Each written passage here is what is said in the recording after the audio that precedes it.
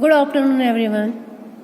Business study में जितना भी हमारा कोर्स हो चुका है वो अब रेगुलर आप स्कूल आने लगे हैं, तो अपने रजिस्टर को कंप्लीट कर कर विद्यालय में लेकर आए। जो स्टूडेंट अभी विद्यालय में नहीं आ रहे हैं वे घर पर ही अपने रजिस्टर को कंप्लीट करके उसके फोटोज खींच करके मुझे सेंड कर दीजिए। तो इस तरह से एक आपकी कॉपी जो है उसका जो पूरा पोर्शन है फर्स्ट पेज से लेकर के लास्ट तक उन सब के फोटोज खींचकर मुझे आप भेजेंगे, तो आपकी कॉपी जो होगी वो मेरे पास प्रिपेयर हो जाएगी और उसे फिर मैं चेक करूँगी। तो इस तरह से आप सबकी कॉपी मेरे तक आ जानी चाहिए। उसके आधार पर ही आपकी जो एग्ज़ाम के मार्क्स हैं वो भी दिए जाएंगे। तो आपने कितना वर्क किया हुआ है यह देखना बहुत ज़रूरी है, इसलिए आपका रिटर्न वर्क मुझे भेजिए। अब हम जो हमारा चैप्टर चल रहा था डायरेक्टिंग चैप्टर, उसमें हमने मोटिवेशन तक किया था। मोटिवेशन में हमने देखा था कि किस तरह से हम अपने एम्प्लॉयज़ को मोटिवेट करके और अपने वर्क के प्रति अपनी ज़्यादा एफिशिएंसी से वर्क करवाने के लिए प्रेरित करते हैं और वे पूरी स्किल्ड का यूज़ करके और हमारे उपक्रम को लाभान्वित करते हैं। इसमें हमने जो भी इंसेंटिव्स दिए जाने चाहिए उसके बारे में भी देखा था। Monetary and non monetary motivations भी देखे थे, किस तरह से हम मुद्रा के रूप में उन्हें कुछ एक्स्ट्रा इनकम के रूप में रुपए पैसे दे करके और अमौद्रिक रूप से नॉन मॉनेटरी उनके गुणों की प्रशंसा करके उनके कार्यों की प्रशंसा करके उन्हें कार्य करने के लिए प्रेरित करते हैं। तो इस तरह से जब वे कार्य करने के लिए किसी भी तरह प्रेरित होते हैं तो वो मोटिवेशन कहलाता है।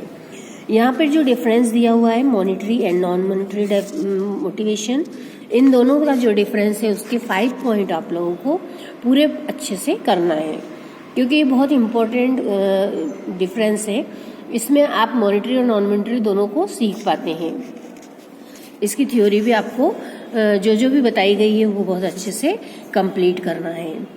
इस तरह से जो सिस्टम है हमारे एलिमेंट ऑफ साउंड और गुड मोटिवेशन सिस्टम है, इसके सिस्टम के भी जो ये पॉइंट्स दिए हुए हैं 8 पॉइंट, इन पॉइंट को भी आपको 6 पॉइंट को करना है।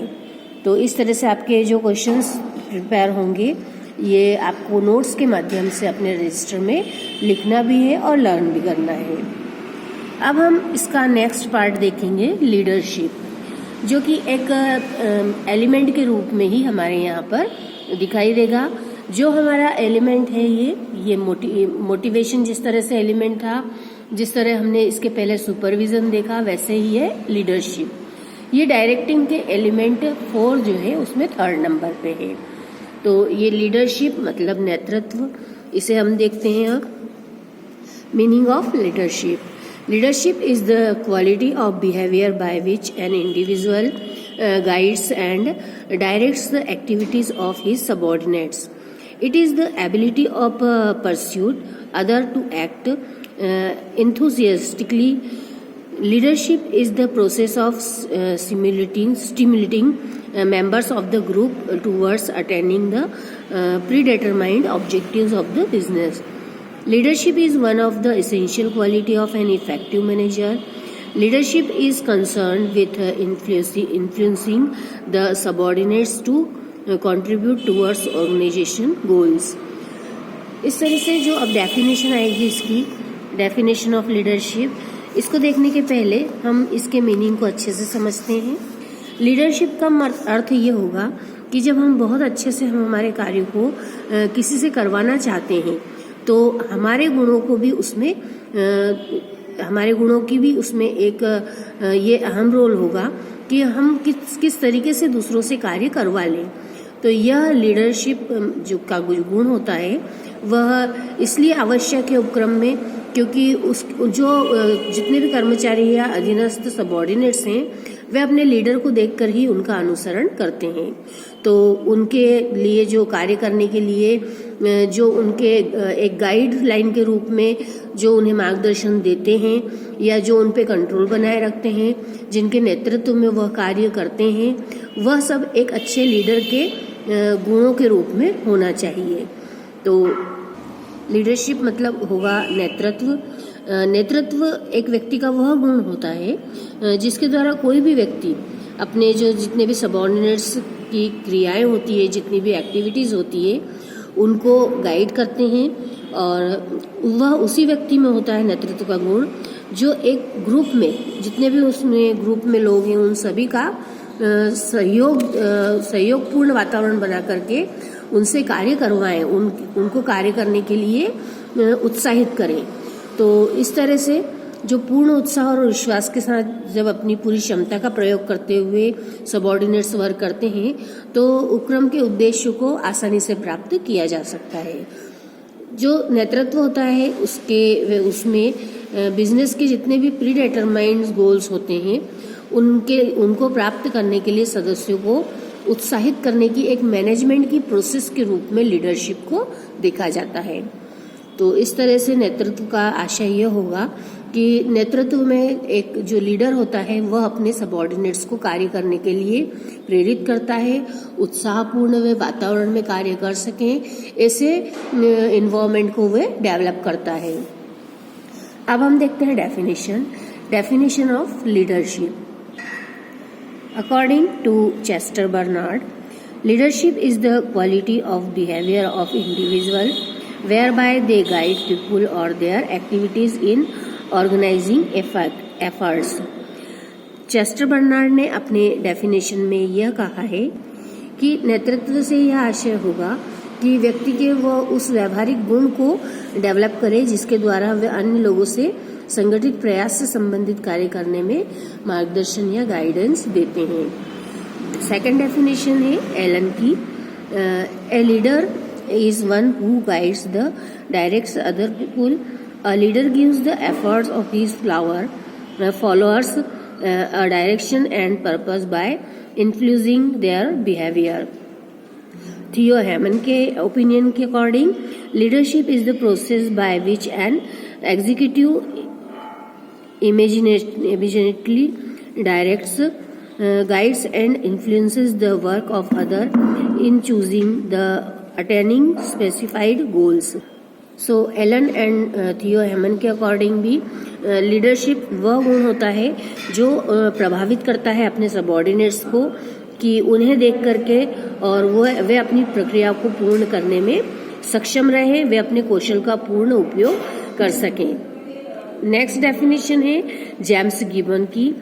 इनके according, a process of influence on a group in the particular situation at a given point of time and in a specific set of circumstances that stimulate people to strive willingly to attain organizational objectives. इनके according भी जो नेतृत्व होता है वो व्यक्तियों को पारस्परिक जो उनके उद्देश्यों की प्राप्ति को उद्देश्यों की प्राप्ति के लिए अपनी इच्छा से जो प्रयत्न करते हैं उनको सक्सेसफुल बनाने के लिए प्रभावित करने की एक योग्यता के रूप में देखा जाता है। In this way leadership is the ability of the manager to induce subordinates to work with confidence and zeal. Leadership is an indispensable activity of a manager, the important element of direction. Now, leadership may be defined as an art of extracting, coordinating and channelizing the best energies and efforts of subordinates towards attaining the desired goals of the business.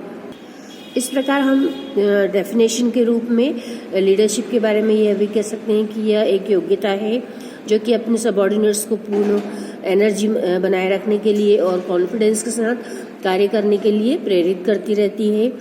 और नेतृत्व एक process के रूप में भी देखी जाती है जिसके द्वारा एक समूह के लोगों को इस प्रकार प्रभावित किया जाता है कि वे ग्रुप एक्टिविटी करके और स्वयं ही अपनी पूरी क्षमता का प्रयोग करने लगते हैं और उपक्रम को लाभ पहुंचाते हैं।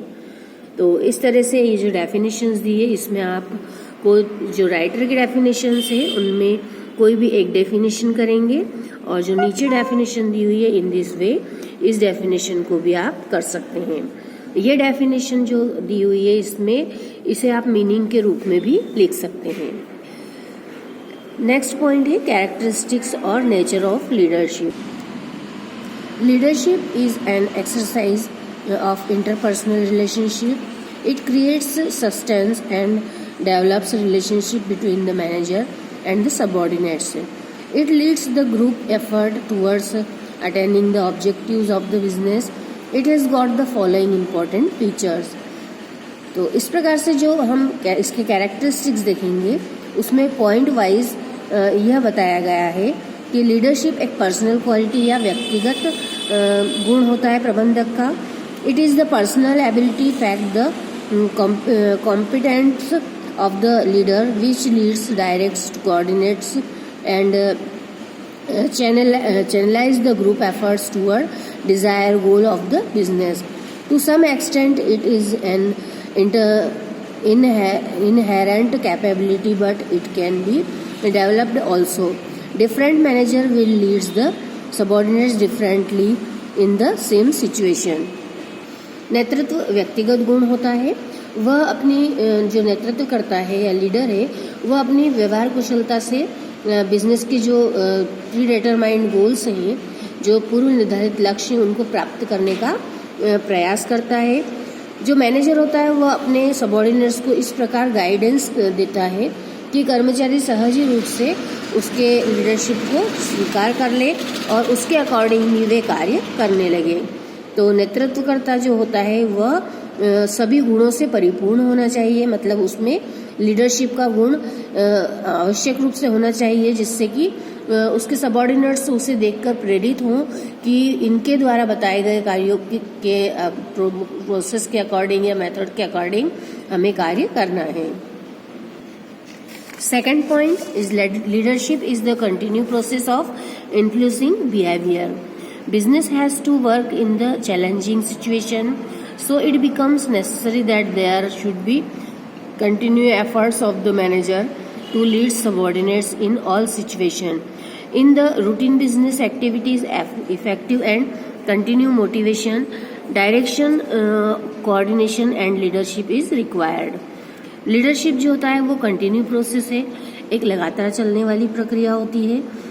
यह एक ऐसी प्रक्रिया होगी जो कि कंटिन्यू उन्हें हम नेतृत्व के लिए गाइडेंस देते रहें या उन्हें हम निर्देश देते रहें कि उन्हें किस तरह से कार्य करना है. इसकी आवश्यकता किसी भी एक समय पर न होकर हर समय ही रहती है, इसलिए इसे कंटिन्यू प्रोसेस के रूप में कहा जाता है. Leadership developed relationship and confidence. The manager has to build close and cordial relation with the subordinates. He is also required to gain confidence, otherwise he will be changing his decision, which will be very difficult to be implemented.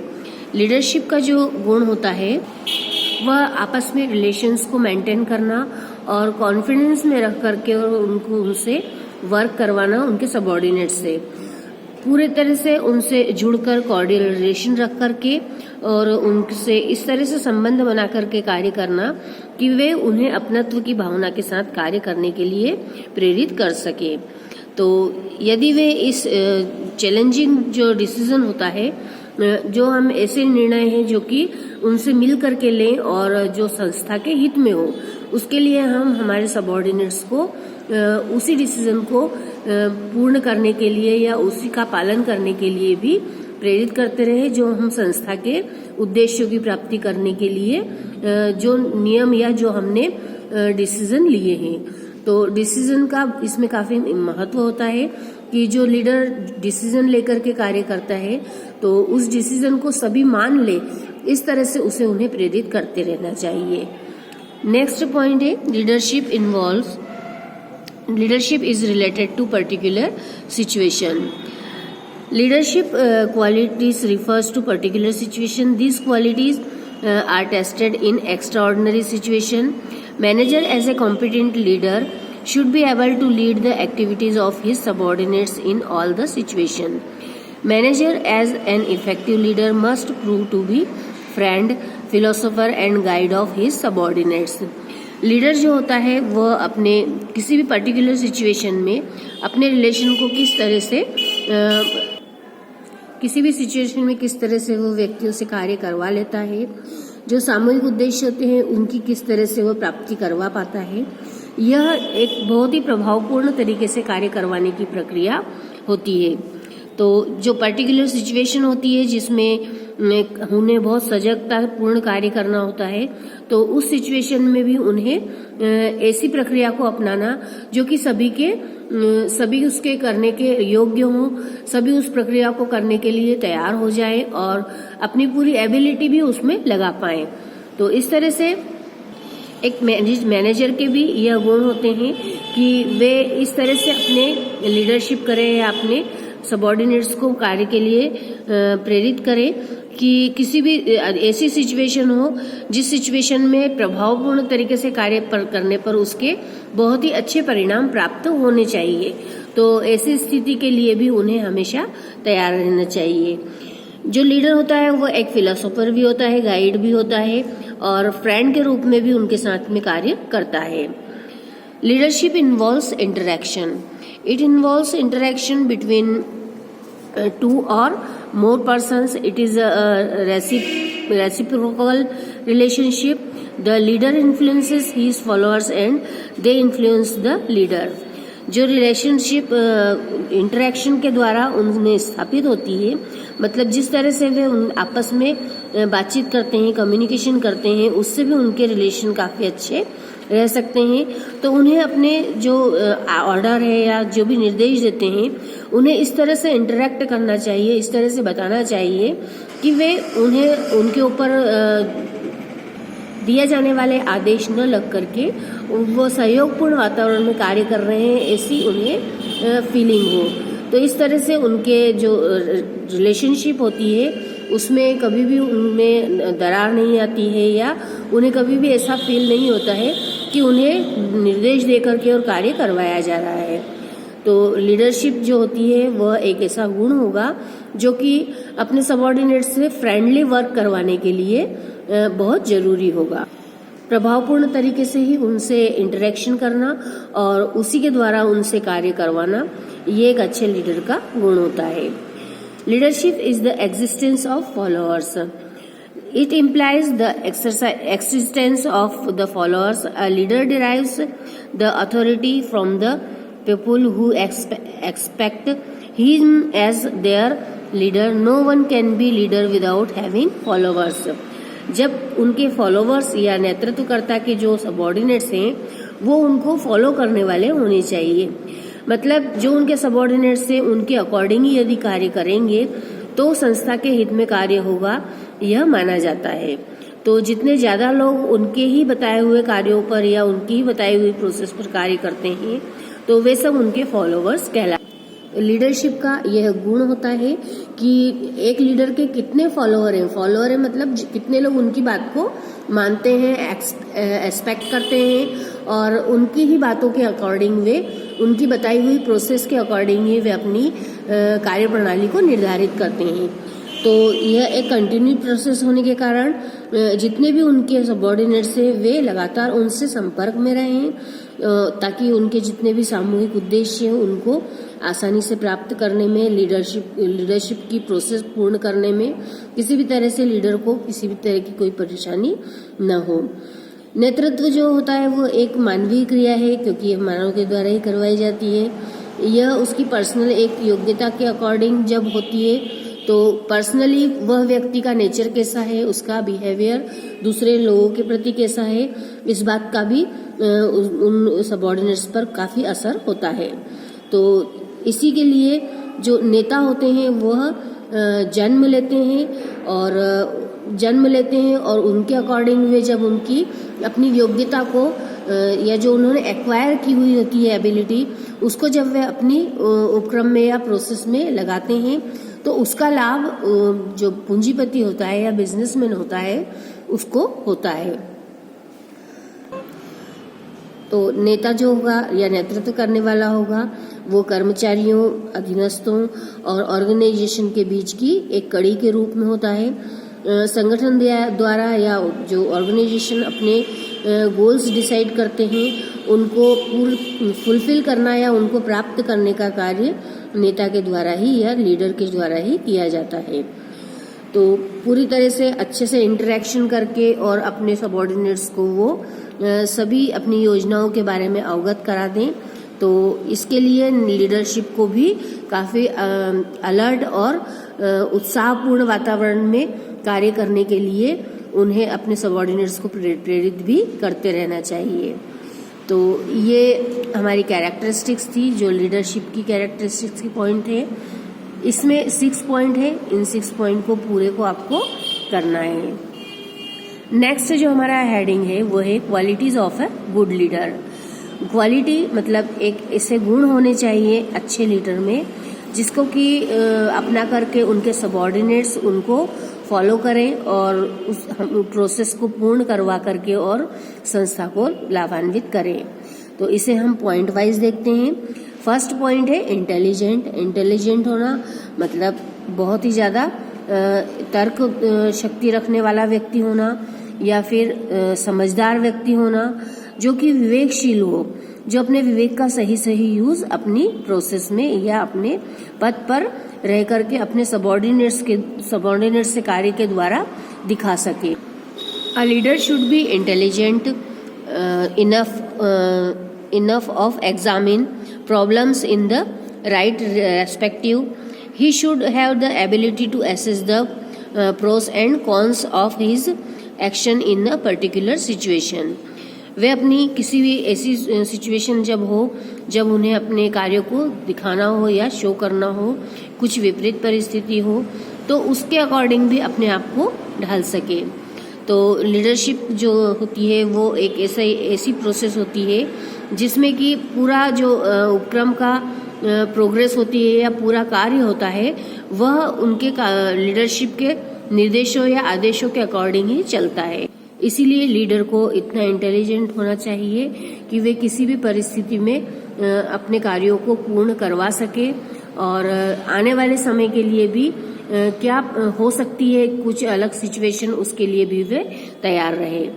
Physical appearance. A good leader must have good health and sound psycho. He requires tremendous stamina and vigour for hard work. ऐसा physical appearance होना चाहिए उसका, बहुत अच्छी health होनी चाहिए, बहुत अच्छा स्वास्थ्य होना चाहिए, फिजिक अच्छा होना चाहिए, उसकी शारीरिक बनावट अच्छी हो, अर्थात वह अट्रैक्टिव लगे।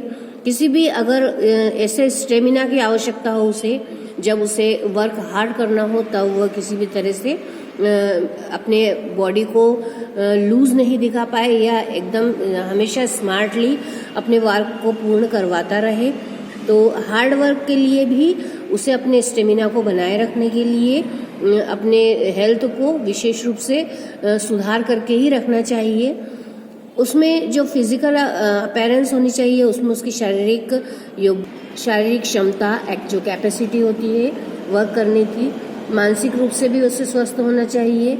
जैसा कि कहा जाता है कि स्वस्थ शरीर में ही स्वस्थ मस्तिष्क भी निवास करता है। उसे दूसरों की बातों को सरलता से समझने योग्य होना चाहिए, मतलब वह किसी भी बात को आसानी से ग्राह्य कर सके, एक्सेप्ट कर सके, ऐसे उसकी एबिलिटी होनी चाहिए। तो इस तरह से जो ऐसा व्यक्ति होगा जो पूरी तरह से शारीरिक रूप से सक्षम है, वह अपने नेतृत्व के गुणों का पूर्ण पालन करवा सकेगा और अपने सबऑर्डिनेट्स को भी इम्प्रेस कर सकता है। तो इसलिए फिजिकल अपीयरेंस भी बहुत जरूरी होती है एक अच्छे लीडर के लिए। नेक्स्ट पॉइंट है सेल्फ कॉन्फिडेंस, मतलब आत्मविश्वास। अ good leader should have confidence in himself and also requires the willpower to meet the needs of every situation. He can inspire others and win their trust only when he has full confidence in himself. एक leader के गुणों में आत्मविश्वास भी बहुत जरूरी है। एक अच्छा नेता जो होगा वो आत्मविश्वासी होना चाहिए। जब कोई नेता, कोई भी लीडर होता है, जब वो अपने डिसीजन देता है तो उसे उस पर पूर्ण भरोसा होना चाहिए। वह जो कुछ भी कर रहा है वह उचित है।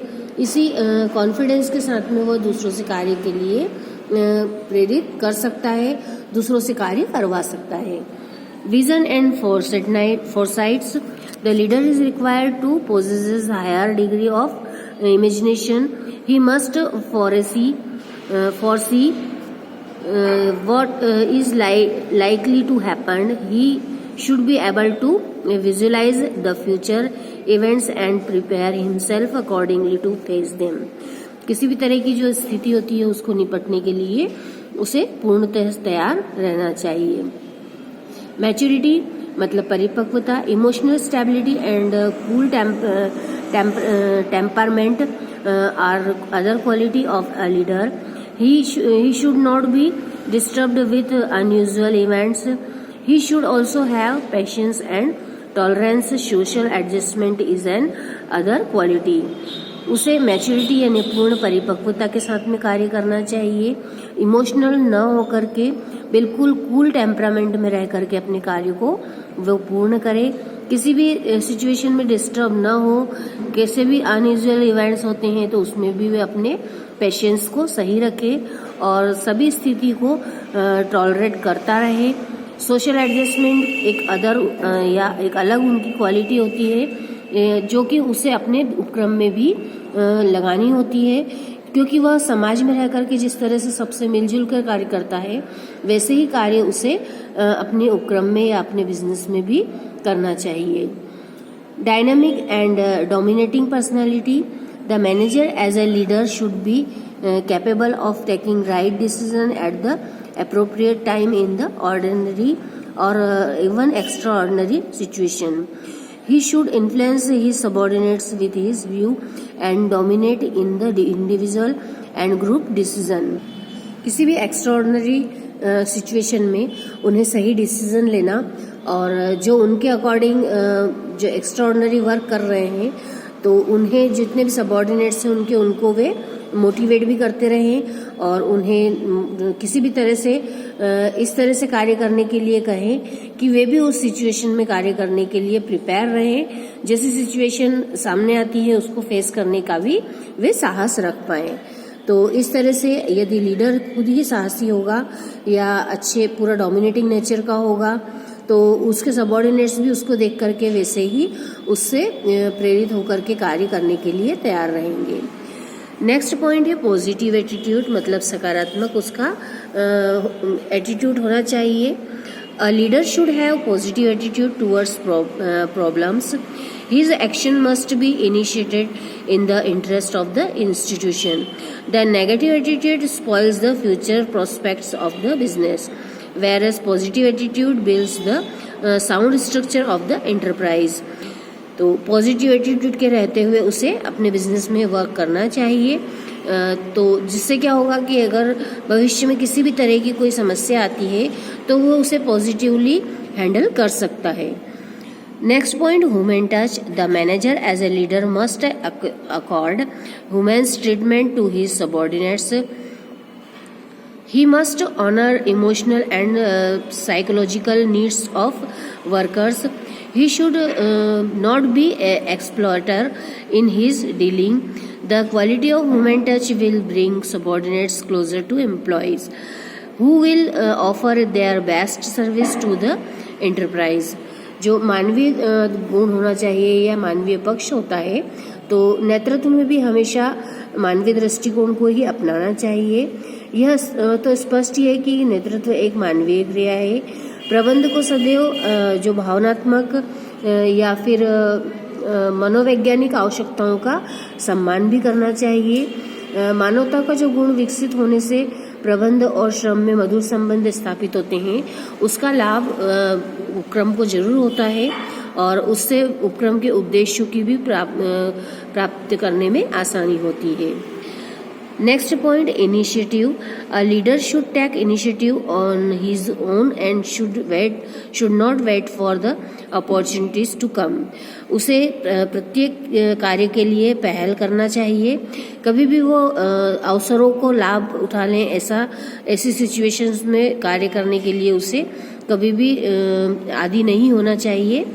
तो इस तरह से हर कार्य को यदि वे इनिशिएटिव लेकर के और कार्य को पूर्ण करवाते रहेंगे तो उसका प्रभाव उनके अधीनस्थों पर भी अवश्य रूप से पड़ता है. Power of decision making. A leader should take decision after evaluating all the possible alternatives and need to be firm on his decision. He should be able to take quick decision in matters of urgency. कोई भी आकस्मिकता होती है उसमें उसे अपने decision को तुरंत लेने का कार्य करना चाहिए।